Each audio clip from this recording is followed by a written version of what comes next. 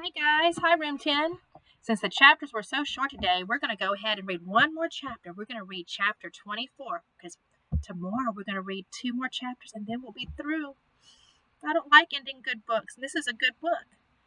It's Kate DeCamilla's Because of Winn Dixie. And look at this big book. You're almost to the end of the book. Good job, guys. Y'all have read and digested this whole big book. I'm so proud of y'all. So we're going to read chapter 24. In chapter 22, they realize we're at the party and everybody's having a good time. Everybody's there, but it starts to rain. In chapter 23, they bring the party inside. They bring all the food and the punch inside. But they realize, or should I say Opal realizes, who is she missing? She's missing Winn Dixie. So now we're going to read chapter 24. Chapter 24. Me and the preacher started walking and calling Winn Dixie's name. I was glad it was raining so hard because it made it easy to cry. I cried and cried and cried, and the whole time I was calling for Winn Dixie. Winn Dixie, I screamed. Winn Dixie, the preacher shouted, and then he whistled loud and long. But Winn Dixie didn't show up. We walked all through downtown. We walked past the Dewberry's house and the Herman W. Block Memorial Library and Sweetie Pie's yellow house and Gertrude's Pets. We walked out to the Friendly Corners trailer park and looked underneath our trailer. We walked all the way out to Open Arms Baptist Church of Naomi. We walked past the railroad tracks right down Highway 50. Cars were rushing past us, and their taillights glowed red, like mean eyes staring at us.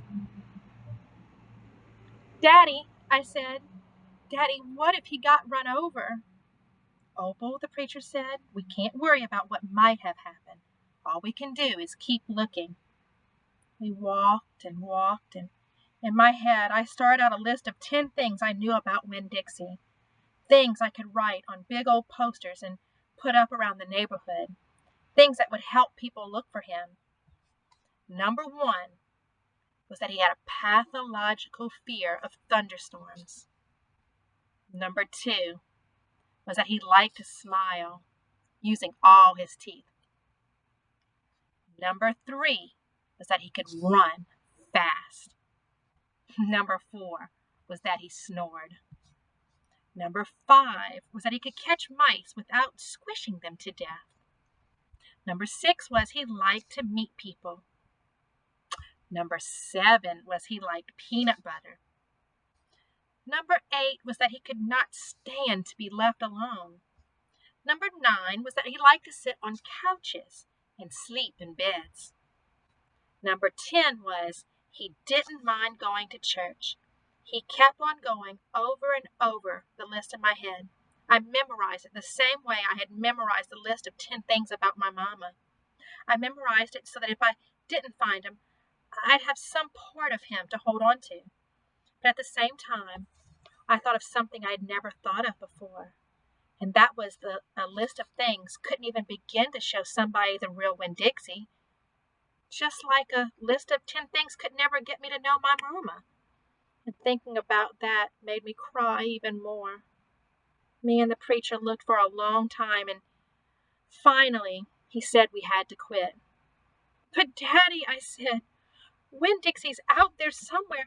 We can't leave him. Opal, the preacher said, we have looked and looked, and there's only so much looking we can do. I can't believe you're going to give up, I told him. India Opal, the preacher said, rubbing his nose. Don't argue with me. I stood and I stared at him. The rain had let up some. It was mostly a drizzle now. It's no time to head back, the preacher said. No, I told him. You go ahead and go, but I'm going to keep on looking. Opal, the preacher said in a real soft voice, it's time to give up. You always give up, I shouted. You're always pulling your head inside your stupid old turtle shell. I bet you didn't even go out looking for my mama when she left. I bet you just let her run off too. Baby, the preacher said, I couldn't stop her. I tried. Don't you think I wanted her to stay too? Don't you think I miss her every day? He spread his arms out wide and then he dropped them to his sides. I tried, he said. I tried. Then he did something I couldn't believe. He started to cry. The preacher was crying. His shoulders were moving up and down, and he was making snuffly noises. And don't believe that losing Winn Dixie doesn't upset me as much as it does you, he said. I love that dog. I love him too. Daddy, I said. I went and I wrapped my arms around his waist. He was crying so hard he was shaking. It's all right, I told him. It's okay. Shh, I said to him like he was a scared little kid. Everything's going to be okay.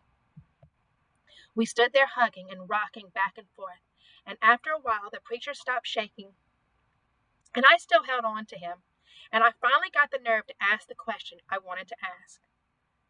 Do you think she's ever going to come back? I whispered. No, the preacher said. No, I do not. I've hoped and prayed, and I've dreamed about it for years, but I don't think she'll ever come back. Gloria says that you can't hold on to anything, that you can only love what you've got while you've got it. She's right, the preacher said. Gloria Dump is right. I'm not ready to let Winn Dixie go, I said. I had forgotten about him for a minute, what with thinking about my mama. We'll keep looking, said the preacher. The two of us will keep looking for him. But do you know what? I just realized something, India Opal. When I told you your mama took everything with her, I forgot one thing.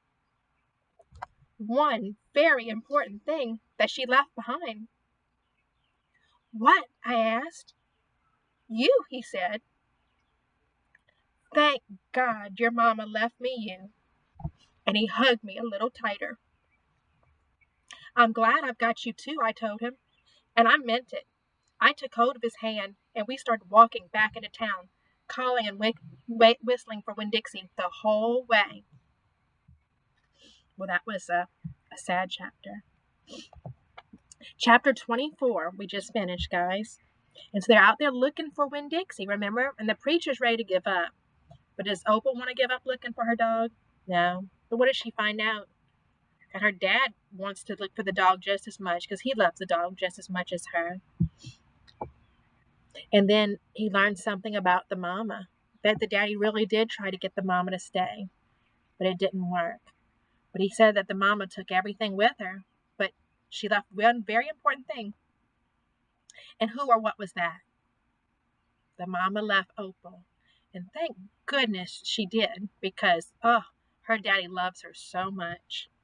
So that's important. And tomorrow we'll read chapter 25 and 26. And look, guys, y'all will be through with Because of Winn Dixie. I'm so proud of y'all for following along and reading Because of Winn Dixie. Good job, guys. I'll see you tomorrow. Bye.